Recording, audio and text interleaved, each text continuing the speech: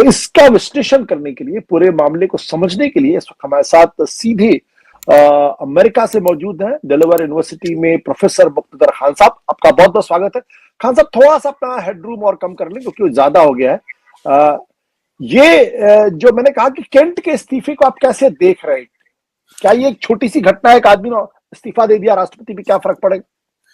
देखिए, आपके सुनने वालों को मेरा सलाम, नमस्ते और रमजान की मुबारकबादी इन एडवांस। देखिए सर, अगर देयर आर फॉलोअप्स, यानी अगर एक्सपेक्टेशंस है कि the next person to resign will be Tulsi Gabbard, तो अगर 2-3 ऐसे होते हैं बड़े रेजिग्नेशंस, तो आप बिल्कुल कह सकते हैं कि ट्रंप एडमिनिस्ट्रेशन में बिल्कुल हलचल मच गई है, there is a chaos and there is collapse. लेकिन अभी तक 24 घंटे हो गए, we have not heard anything else. अभी तो बेचारे जो केंट का कैरेक्टर असैसिनेशन शुरू हो गया है ऑलरेडी, उसको एंटी सेमाइट वगैरह कहने लगे। तो जरा मैं आपको जो केंट के बारे में बता दूं कि उनके 2 चीजें हो रही। एक तो लोग कह रहे हैं कि ही वाज नॉट इम्पोर्टेंट, और वैसे भी वो मार्जिनलाइज हो गया था, जैसा कि वॉल्श जो पहला नेशनल सिक्योरिटी एडवाइजर था डोनाल्ड ट्रंप का इस सेशन में, जिसको निकाल के यूएन के एम्बेसडर बना दिया गया। सो दिस चैप जो Kent national counter terrorism centre का इंचार्ज था, यानी he was the number 1 person involved in counter terrorism, और उसके बॉस इस तुलसी गैबर्ट जो डायरेक्टर ऑफ नेशनल इंटेलिजेंस है। तो एक तरह से आप कह सकते हैं कि his position is on the same level as the director of CIA, तो वो उस लेवल पे है। So he is not on a small level. और ये शख्स, I mean there are rumours and associations के ये राइट विंग वाइट सुप्रीमेसिस्ट है और उनके साथ ये उठता बैठता था, बट एज अगर आप उनका बायो CV देखें तो ही इज अ हीरो। उसने 11 बार ड्यूटीज की है, 20 साल सोल्जर था, उसको 6 ब्रेवरी के मेडल्स मिले हैं। फिर उसके बाद रिटायरमेंट के बाद वो CIA में भी काम किया कई साल, and he lost his wife in Syria who was also a soldier. तो द नैरेटिव ये है कि he is a hero, war hero, fought for national security, sacrificed in the war. हम यहाँ पे ब्लू स्टार फैमिलीज कहते हैं, जिनके फैमिलीज जो है सो मतलब मुल्क की सेवा, हाँ, कुर्बानियां देते हैं, उनको ब्लू स्टार फैमिलीज कहते हैं। So he is a blue star family holder. लेकिन उनका जो लेटर था, it is like 2 things जिसके वजह से it was quite a harmful for Donald Trump and this war. एक तो उसने साफ कह दिया कि there was no immediate imminent threat from Iran, यानी जिस वजह से ये जंग शुरू हुई वो वजह ही गलत थी। फिर दूसरी चीज उन्होंने कहा कि ये जंग सिर्फ इजराइल और इजराइल की जो अमेरिकन लॉबी है, एपैक, अमेरिकन लॉबी, उन्होंने लफ्ज एपैक यूज नहीं किया, अमेरिकन लॉबी के दबाव में आके डोनाल्ड ट्रंप ने ये जंग कर दी। यानी ये अमेरिका फर्स्ट पॉलिसी नहीं है, ये इजराइल फर्स्ट पॉलिसी है, जो काफी लोग इंक्लूडिंग मैंने भी यहाँ पे अमेरिकन मीडिया में कहा भी है, लिखा भी है इसके बारे में। So what he has done is कि जो मैगा में जो एलीट मैगा है, उसमें जो रेवोल्यूशन हो रहा है ट्रंप के खिलाफ, उसका वो कहिए कि दिस वाज ऑफिशियल एक्सप्रेशन। तो हाँ, ये बात अभी भी सरप्राइजिंग है कि मैगा की जो पोलिंग हो रही है उसमें अभी भी Donald Trump is getting very high approval ratings, मतलब 75, 80, 90 तक चले जा रहा है अमंग रिपब्लिकन्स। वॉर के लिए सपोर्ट है, लेकिन कंडीशनल सपोर्ट है, विच मीन्स कि अगर कैजुअलिटीज बढ़ने लगे या 100, 200, 300 ऐसे अमेरिकन मरने लगे तो support for war will die. लेकिन अभी तक तो सिर्फ 13 फैटेलिटीज हुए हैं, 200 इंजरीज हुए हैं। वो इंजरीज के बारे में छुपा कर रखी हुई है सरकार कि किस how serious they are, but people are saying कि मतलब उतना 13 फैटेलिटीज पे परेशान नहीं हो रही है पब्लिक एट द मोमेंट यहाँ पर। बट जो एलीट है मागा में, जैसा कि टक्कर कार्लसन है, मार्जरी टेलर ग्रीन है, ये लोग सब खुल के अब डोनाल्ड ट्रंप को अटैक कर रहे हैं। मेगन केली नाम की एक और, they are all big supporters of MAGA, big supporters of Trump, और वो कह रहे हैं कि हम ट्रंप को पहचान भी नहीं सकते, क्योंकि ट्रंप कहा था कि this was no war against, no regime change wars, no war against Iran, ये कई इस तरह की बातें। उसने कहा था कि पिछले प्रेसिडेंट्स बेखौफ थे, उनको नेगोशिएट करना नहीं चाहता थे, इसलिए वो जंग की बातें करते थे इन द मिडल ईस्ट वगैरह। अब ये खुद वही चीजें कर रहे हैं जो सो मागा आई थिंक हमने आपको जिसके लिए वोट दिया था आप उसका उल्टा कर रहे हैं। So there is a rebellion in MAGA. और मैं थोड़ा तुलसी गैबर्ट के बारे में बता देता हूँ। Tulsi Gabbard the main spy, director of national intelligence, वो डेमोक्रेट थी, डेमोक्रेट से कांग्रेसमैन थी, she is also a war veteran. In fact अभी एक फोटोग्राफ उसकी छुपाने की कोशिश कर रहे हैं ट्रम्प एडमिनिस्ट्रेशन, क्योंकि जो बॉडीज आते हैं ना अमेरिकन सोल्जर्स के, वो यहाँ डेलावेयर में हमारे कैपिटल में आते हैं, डोवर में एयरबेस में, वहां लैंड करते हैं। तो she was there to receive them and she was in military uniform, अपने पुराने uniform marines. So they are trying to hide because she is also projecting कि मैं तो हीरो हूँ, नेशनल हीरो। लेकिन तुलसी गैबर्ड ने ये जंग से चंद महीने पहले एक वीडियो बनाया था जिसमें उसने साफ कह दिया था कि Iran is not building nuclear weapon. 2003 साल से they are using the threat of building a nuclear weapon as a deterrent, not the weapon itself। और उसने कह दिया था साफ कि कोई इमिनेंट थ्रेट नहीं है अमेरिका को ईरान के तरफ से। तो she is already on record। तो अब क्या हुआ, she did not support जो केंट, लेकिन अब खबरें आ रही हैं कि जो केंट को फायर करने के ऑर्डर्स आ गए थे व्हाइट हाउस से, and Tulsi Gabbard refuse to fire, उसने उसको फायर नहीं किया। तो मुझे कहता है जो केंट शायद तुलसी गैबर्ड को बचाने के लिए रिजाइन कर दिया, बिकॉज अगर ट्रम्प बार बार फोन करते तो she would have to fire him और he would fire Tulsi Gabbard. But Tulsi Gabbard ने जो स्टेटमेंट दिया है एक्स पर, इट इज वेरी क्लेवर, बहुत ही clever, it's too clever for Trump to understand.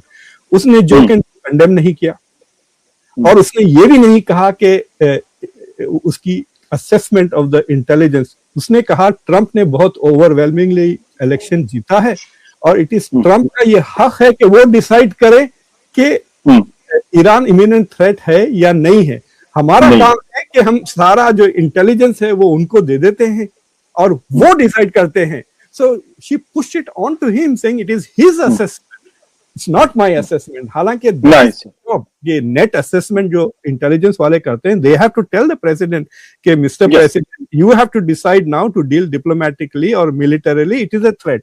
ये बात उसने नहीं किया और मागा वाले तो इमीडिएटली समझ गए कि what she is saying and it is all in the open, she is not supporting Trump. तो 3-4 लोग ऐसे हैं ट्रम्प एडमिनिस्ट्रेशन में जो इस जंग के खिलाफ है। JD Vance is very clear about it. अगर आप जाके देखें जेडी वैंस की जो लीक हुए थे ना, याद है हुतीस पे जो अटैक किए थे, तो उसमें तो कह दिया था कि why are we doing other people's job, ये हमारे इंटरेस्ट में कुछ भी नहीं है। अमेरिका का 10% भी तेल नहीं आता उस इलाके से। अब why are we trying to go there and do Europeans job या फॉर इजरायलीज।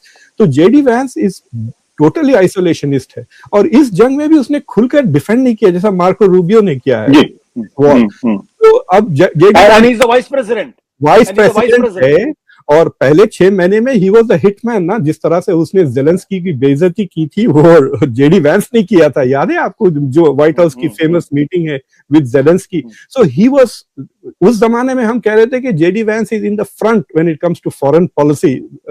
बट एक चीज मैं आपको बताता हूँ, JD Vance is the smartest in this whole administration. और मेरे ख्याल से जेडी वैंस का जो चैलेंज है कि और 2 साल तक उसको without alienating MAGA, he has to make sure that he doesn't support stupid Trump policies। तो ये चैलेंज है उसको, ट्रम्प को सपोर्ट किए बगैर he has to somehow survive and not lose MAGA। तो फिर वो मार्को रूबियो को प्राइमरीज में हरा के he can be the president the next one।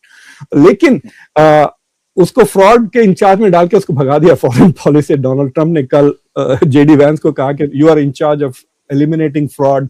जो पहले इलॉन मस्क करते थे वो वापस वो पोजीशन इनको दे दी है।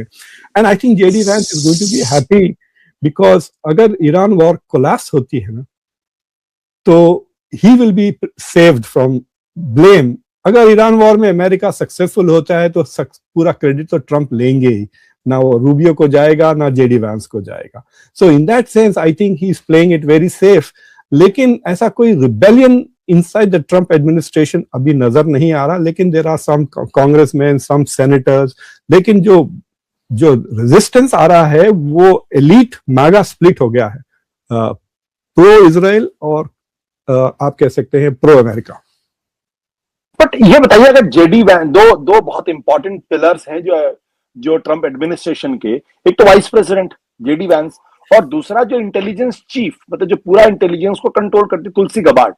अगर ये 2 लोग ट्रंप की ईरान पॉलिसी से संतुष्ट नहीं है या सहमत नहीं है और उनके साथ नहीं है, तो ये ट्रंप के लिए कितनी ट्रंप के लिए कितनी बुरी खबर है, मतलब, और इसका अमेरिका के लोगों पे क्या असर पड़ रहा?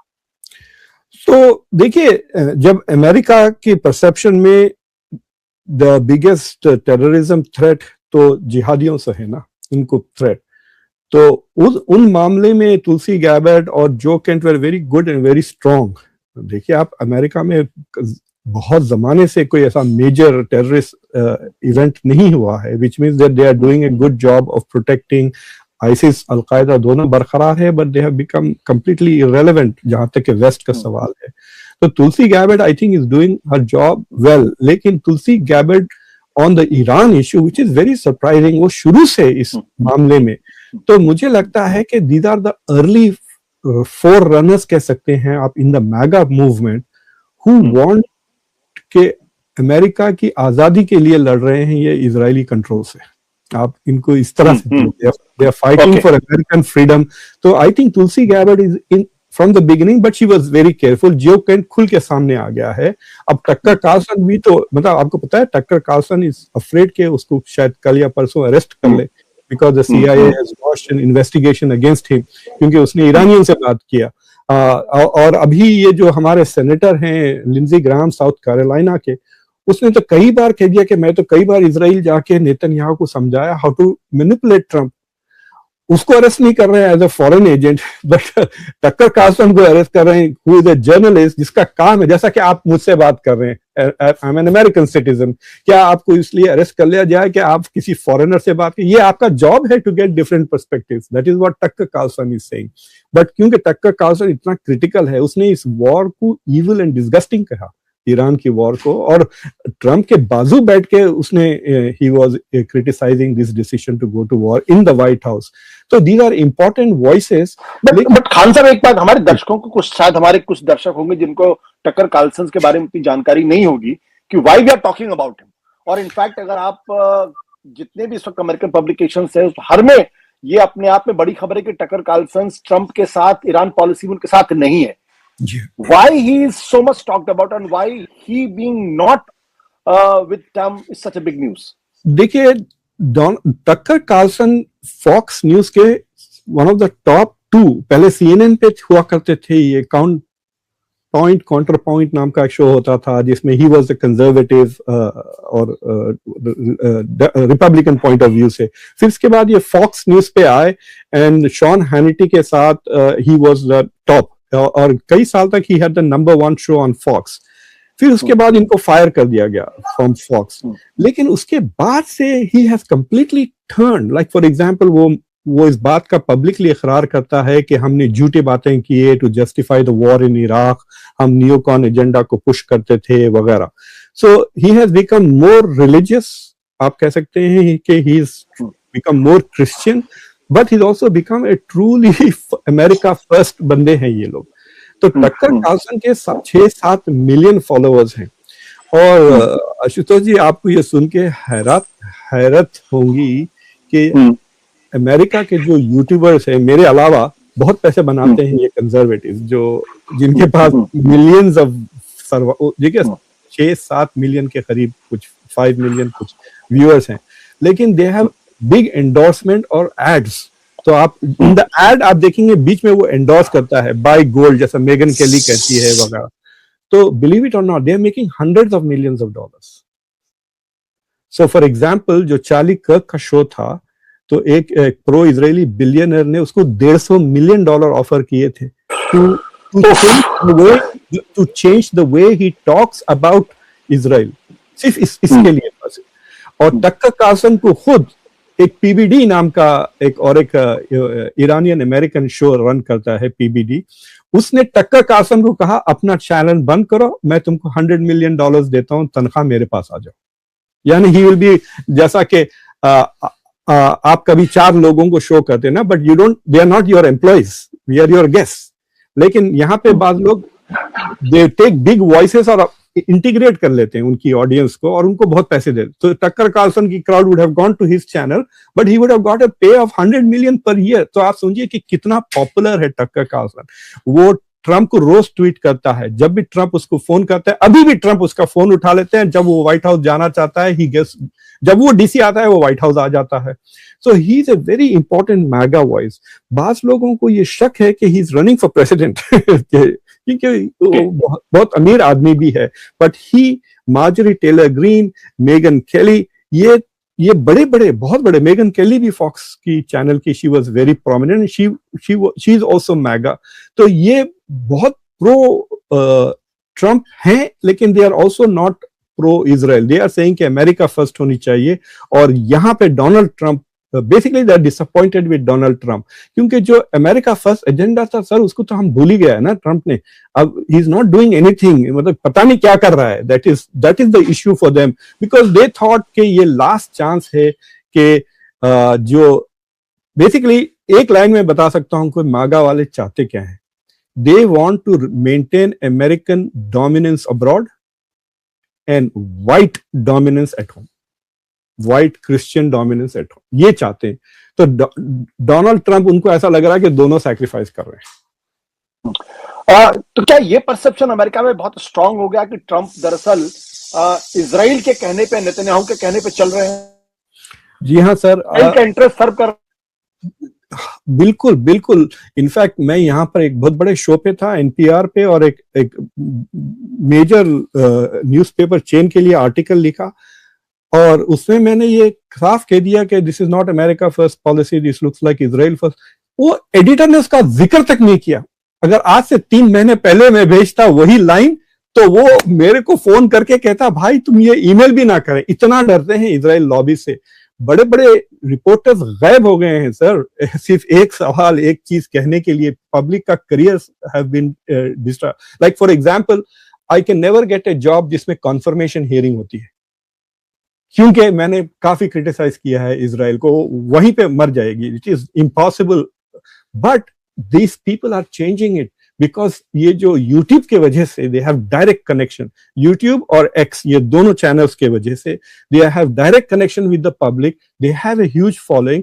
और ट्रंप को इनकी मदद चाहिए, क्योंकि they bring the voters to the vote. देखिए, जब जो वोटर मोबिलाइजेशन होता है ये लोग करते हैं, और जो mainstream channels are so critical of Trump कि he needs the non mainstream channel to defend his policies, के दूसरी चीजों पे मेगन के लिए डिफेंड करती है, तारीफें करती है, इमिग्रेशन पॉलिसी को लेकर, टैरिफ की भी उन्होंने सपोर्ट किया है। So Carson also supports him on everything else except ये मिडिल ईस्ट फॉरेन पॉलिसी। तो मुझे लगता है कि within the Republican establishment और कंजर्वेटिव, एक ऐसा, जैसा कि डेमोक्रेट्स भी दो है ना, एक प्रोग्रेसिव है, एक नॉन प्रोग्रेसिव है, यानी बाइडेन और एओसी और बर्नी सैंडर्स वाले, ठीक है। और दूसरी तरफ मैगा रिपब्लिकन्स में एक जो इजरायली कंट्रोल में है और जो इजराइल के कंट्रोल के खिलाफ लड़ रहे हैं। तो this is the split inside the conservative movement कह सकते हैं, जो सामने नजर आ रहा है। बट तो फिर ये भी चर्चा का विषय होगा कि आखिर ट्रंप नेतन्याहू का एजेंडा क्यों सर्व कर रहे हैं? ये चर्चा का विषय है, क्योंकि अमेरिका ने, ट्रंप ने तो कभी नहीं बताया क्यों जंग के लिए कूद पड़े। देखिए सर, कभी बताया ही नहीं। यू हैव टू अंडरस्टैंड कि अमेरिका में एक मूवमेंट है called Christian Zionist, Joe Biden भी थे, बहुत फखर से कहते थे कि I am not a Jew but I am a Zionist. तो ये जो क्रिश्चियन ज़ायनिस्ट है, इनकी जो थियोलॉजी है बहुत ही अजीब थियोलॉजी है, जिनकी जो इंटरप्रिटेशन है बाइबल की। तो वो समझते हैं कि इजराइल मुल्क अगर एक जेनोसाइड करता है, जिसको ये आर्मागेडन कहते हैं, वो आर्मागेडन के बाद ही ईसा अलैहिस्सलाम वापस आएंगे दुनिया को। तो उनके आने के लिए they have to protect Israel. तो ये जो लॉबी है, they are also very anti Semitic, क्योंकि आप तो जानते हैं मैं तो शराब वराब पीता नहीं हूं, तो मैं मजाक से कहता हूं, in America it is my experience that antisemitism is 2 beers away। तो जब भी मैं मिलता हूं, डेमोक्रेट से मिलूं या रिपब्लिकन से मिलूं, मैं तो पीता नहीं हूं, 2 बियर पीते हैं, देन दे थिंक कि क्योंकि मैं मुस्लिम हूं, मेरे से जरा खुल के बात करते हैं वो about Israel. And I am so surprise कि पब्लिक में तो आप, पार्लियामेंट में, कांग्रेस में, पब्लिक में तो आप इतना प्रो इजराइल बातें करते हो, यहाँ 2 बियर के बाद मेरे सामने खुल के कहते हैं कि this country is evil, it is dominating. So it is very strange that some of the biggest supporters of Israel are also very anti-Semitic. They hate Jews basically because they are Jews. तो वो जो tension है उसको Israel और Israeli lobby ने बहुत अच्छी तरह से एक्सप्लॉइट किया to the advantage of billions of dollars. Israel को जो एड मिलती है वो सिर्फ $4 बिलियन नहीं है, जो प्राइवेट एड जाती है ना, आपको पता है हम जितना भी पैसे देते हैं वो टैक्स एग्जेम्प्ट होता है, तो इजराइल को लिटरली 3, 4, 5 बिलियन तो खाली पब्लिक की तरफ से जाते हैं, फिर इवेंजेलिक के उसकी तरफ से they something called embassy of Jerusalem जो शायद $2 बिलियन हर साल इजराइल को देता है to expand settlements in the West Bank. इस तरह के तो तकरीबन 10-15 बिलियन के करीब अमेरिका से शायद पैसे जाते हैं overall public and private to Israel. तो they are beginning to see के इसकी कीमत हमको बहुत अदा करना पड़ा पोस्ट 9/11। तकरीबन 6-7 हजार अमेरिकन मारे गए in Iraq and Afghanistan, $6-7 trillion खर्च हो गए, डेट बढ़ गया अमेरिका का, अमेरिका के खिलाफ एंटी अमेरिकनिज्म रेजिस्टेंस बढ़ गया है, एंड दे वांट कि भाई internal building, they want America to invest internally not externally. देखिए मैं डेलावेयर से आता हूं, हमसे ज्यादा पैसे इजराइल को जाते हैं, हम स्टेट हैं, वो स्टेट थोड़ी है, राइट? तो फेडरल गवर्नमेंट की तरफ से हमारे स्टेट्स में बहुत जरूरत है हमें इंफ्रास्ट्रक्चर की। अगर ये जो जंग की बातें कहते हैं ना, इतने पैसे इन्होंने पहले दिन $6.5 बिलियन खर्च हो गए, उसके बाद पहले हफ्ते में $11.5 बिलियन। अगर हमको वो $500 मिलियन दे देना हमारी यूनिवर्सिटी को, तो हम पूरा स्टेट को फ्री में पढ़ाएंगे, पूरे स्टेट को। Can you imagine this? वो $500 मिलियन एंडाउमेंट से we can eliminate tuition fees for all Delawareans in Delaware, we are the biggest university in the state. तो मुझे हैरत होती है कि why can't they do this. और जो अमेरिका में पिछले 15-20 3-4 महीने से जो सरकार रुकी हुई है, अभी भी थोड़ा सा बंद है, because Republicans are refusing to fund subsidies for health care for old people, जो सिर्फ $30 बिलियन है। वो कह रहे हैं खर्चा बढ़ जाएगा, लेकिन आप 30 बिलियन तो 30 दिन में खर्च हो जाएंगे इस जंग में। तो पीपल हु आर सेइंग कि भाई आप किसके लिए जिंदा हो, अमेरिकन के लिए हो, ये सरकार या इजराइल के लिए हो? और what are you doing in the Middle East? You are not defending Israel, you are fighting to establish Israeli hegemony. तो क्या इजराइल को लेके अभी मैं एक सर्वे भी देख रहा था जहां ये कहा गया कि पैलेस्टीन को लेके अब ज्यादा सपोर्ट है और इजराइल को लेके सपोर्ट कम होता जा रहा पब्लिक में sir, but America is not a democracy in that sense. It is elite make decisions which are very different. For example पिछले 2 साल से 70% of Democrats are against the war in Gaza, लेकिन American Democrats, Schumer को ले लें आप, the highest ranked Democrat, वो तो कहता है मेरा जॉब ही है इजराइल को प्रोटेक्ट करना। तो ये जो पैसे लेते हैं ना एपैक से, जैसा कि कल इलेक्शंस हुए इलिनॉय में, तो 4 नए डेमोक्रेटिक प्राइमरीज हो रहे थे, तो 2 प्रो इजराइल और 2 एंटी इजराइल कैंडिडेट्स ने जीता है।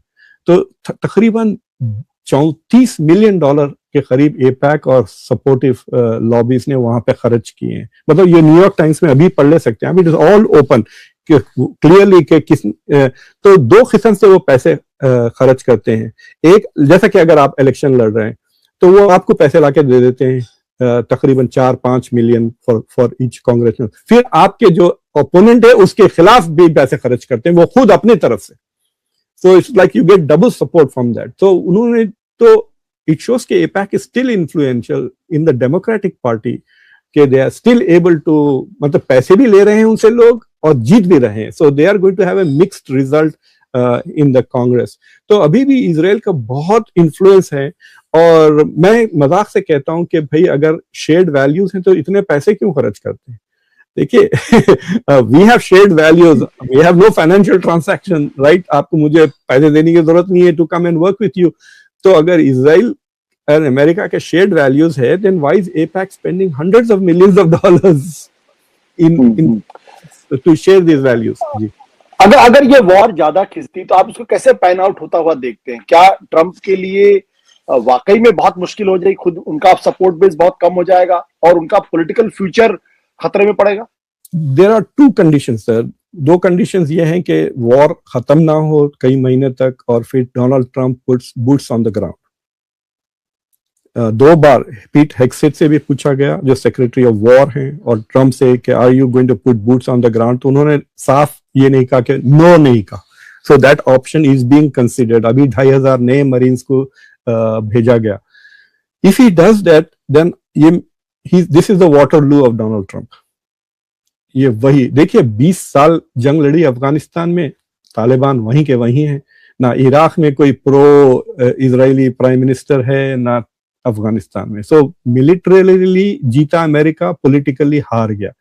बट अगर ईरान में ये फौजी जमीन पे डालते हैं ना, तो वहां मरना शुरू हो जाएंगे। वो जो सारे के सारे जो अमेरिकन मरे हैं इजराइल इराक में, दे वर किल्ड बाय सुलेमानी। वो जो IRGC के लीडर्स थी, IED की टेक्नोलॉजी, वो सारा ईरान से आ रहा था, वो सारा मसला। सो ये तो मतलब खुल के मारेंगे, खुशी खुशी मारेंगे वो ईरान में। If American soldiers go, it will be easy for them to hit ना, मिसाइल वगैरह डिफेंड कर ले रहे हैं अमेरिकन अभी तक। So that will be the end of Donald Trump. नवंबर में आप बुरी तरह से हार जाएंगे रिपब्लिकन पार्टी के लिए भी, और मुझे लगता है कि the Republicans might break away from him before the midterm if he continues to fight the war. और दूसरी चीज ये है कि महंगाई इतनी बढ़ जाएगी। मेरा प्रेडिक्शन है कि अगर ये 4 महीने चल गई जंग, तो the global economy will go in recession. Ashutosh ji, negative growth में आ जाएंगे ग्लोबल इकोनॉमी, महंगाई बढ़ जाएंगी, $150 हो जाएगा तेल की कीमत। यानी जंग से पहले 65 था, it will be more than 2.5 times that. तो सोचिए आप कितना बोझ। और तेल की कीमत से इन्फ्लेशनरी इफेक्ट होता है। गैस से खाली आपकी कार का पेट्रोल नहीं, आपके अंडे भी महंगे हो जाते हैं, आपके दूध भी महंगा हो जाता है।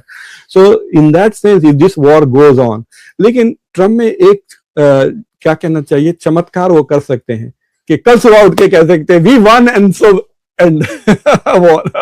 तो उसमें वो बच जाएंगे, लेकिन गल फंस जाएगा, बिकॉज ईरान छोड़ेगा नहीं। Iran is not going to end. Iran अभी छोड़ेगा नहीं। तो अभी बहुत दिलचस्प निर्णायक मोड़ पर है इस वक्त ईरान का युद्ध, और उसमें अमेरिका और ट्रंप को ये तय करना होगा कि उन्हें कब युद्ध से निकलना है। सर एक बात मैं सवाल बता दूं, आपकी अगर आप कैजुअलिटी फिगर्स देखें अभी तक, 13 अमेरिकन, 17 इजरायलीज, तकरीबन 2000 ईरानियंस और 1000 लेबनीज और 21 गल्फ वाले मरे। सबसे ज्यादा फैटेलिटीज गल्फ में हो रही है, यानी वो जो 5-6 मुल्क हैं सऊदी GCC के सारे मुल्क।